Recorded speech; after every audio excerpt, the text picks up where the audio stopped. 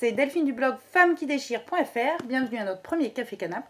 Aujourd'hui, donc, je suis avec deux femmes qui déchirent, Sandra et Michel, qui vont se mettre à nu face à vous donc, durant 1 heure afin donc, de vous permettre d'apprendre facilement et rapidement d'avoir confiance en vous, d'accepter vos rondeurs et grâce à leur expérience qu'elles ont vécu, des expériences hors du commun qu'elles vont partager avec vous, des bons plans, des astuces et en fait tout ce qui en fait d'elles des femmes rondes qui s'assument et qui sont bien dans leur peau.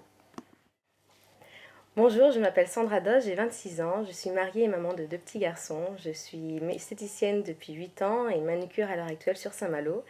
Cette année, j'ai participé au concours Miss Ronde Bretagne et j'ai eu la chance de gagner le titre. Voilà, et donc à ma gauche, Michel. Bonjour, donc moi je m'appelle Michel, j'ai 28 ans, j'ai 2 enfants, je suis mariée. Et moi j'ai participé à Miss Ronde Bretagne, je n'ai pas gagné. mais elle a gagné en enrichissement, ce qu'elle vous expliquera tout à l'heure. Voilà. Donc nous allons commencer avec des questions pour nos femmes rondes qui ont des questions elles aussi. Et on va essayer de répondre à tous les problèmes qu'on peut rencontrer quand on est rond. Donc ma première question va être plus orientée vers Sandra, parce que Sandra a rencontré ce genre de problème. Donc, est-ce que la rondeur pose un problème dans le milieu professionnel? Et si oui, donc quels sont les problèmes que tu as pu rencontrer et comment tu y as fait face? Alors moi, certes, j'ai eu pas mal de soucis du fait que je fais partie du monde de l'esthétique. Donc en sortant de mon CAP, j'étais première de ma promotion. J'ai mis 4 mois à faire des journées d'essai dans pas mal d'instituts, des parfumeries. Et à force de ne pas avoir de réponse et d'avoir des refus, j'ai commencé à vouloir avoir une réponse du pourquoi, parce que j'étais quand même pas mal douée. Et une fois, je suis tombée sur une des employées d'une parfumerie qui m'a dit effectivement que je ne collais pas à l'image de marque de l'esthétique et qu'en gros, il fallait que je perde 10 kilos pour pouvoir être embauchée dans cette parfumerie.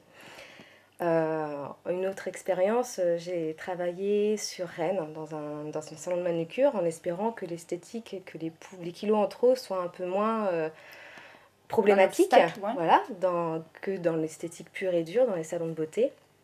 Et j'ai été harcelée moralement par ma patronne. J'avais des collègues qui étaient très fines, très élancées, très minces.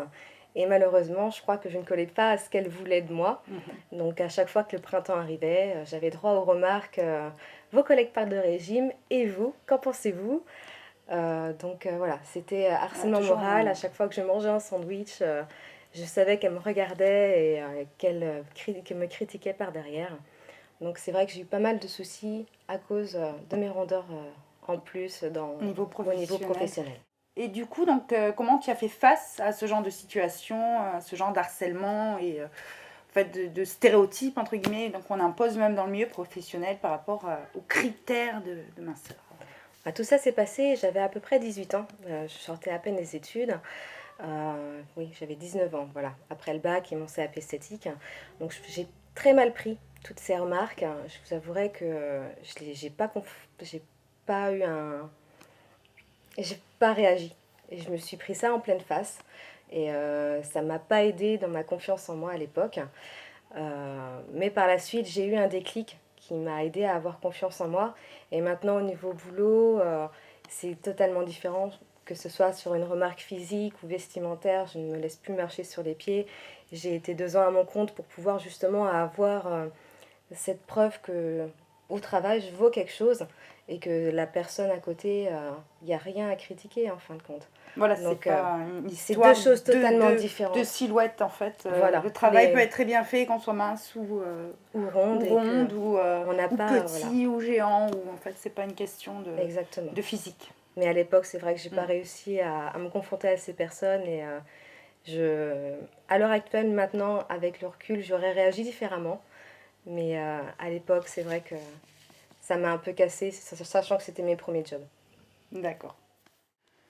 Donc la deuxième question va traiter d'un thème très intéressant, donc c'est la séduction. Donc je vais m'adresser à Sandra et à Michel, et donc savoir comment elles se sont servies de leur rondeur comme un atout pour la séduction et non comme un frein. Donc on va commencer par Michel, comme Sandra nous avait parlé côté professionnel. Donc Michel va d'abord nous dire côté séduction, comment c'est devenu un atout plutôt qu'un frein d'avoir des rondeurs. Alors disons qu'avant, en fait, je me mettais toujours en pantalon. Donc depuis que je me mets en robe, que je me maquille, que je me coiffe, on me regarde autrement. Et du coup, je joue beaucoup avec mon regard et tout ça. Et en général, les hommes aiment bien.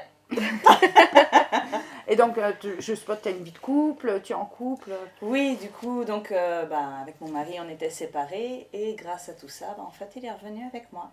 Parce que tu te sentais séductrice toi-même, en fait. En fait, oui, enfin, j'ai joué de mes atouts.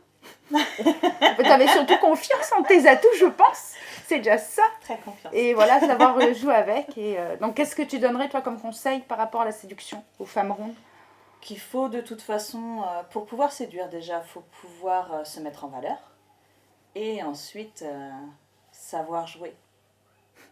C'est ça qui séduit.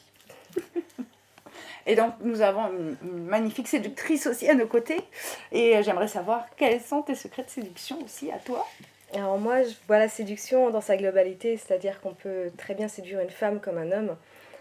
Moi, c'est plus dans le côté professionnel. Je vois que mes clientes, il faut que je les séduise, qu'elles aient envie de revenir me voir.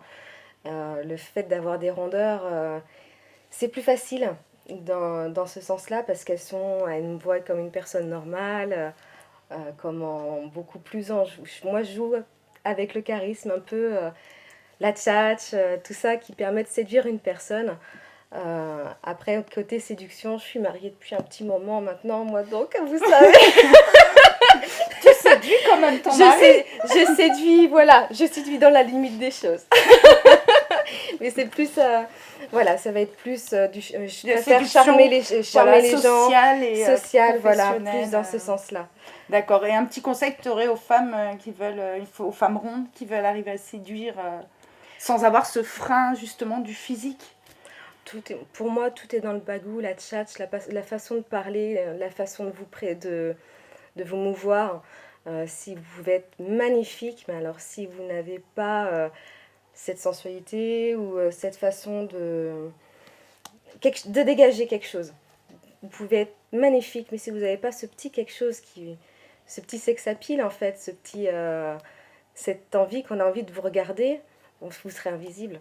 Donc c'est ça, il faut avoir envie de donner envie, voilà, en fait. Exactement. Et je pense aussi montrer aux autres que nous-mêmes, on se sent sexy, on se sent... voilà. Je crois que c'est important avoir aussi. confiance en soi, ça compte énormément. D'accord, très bien.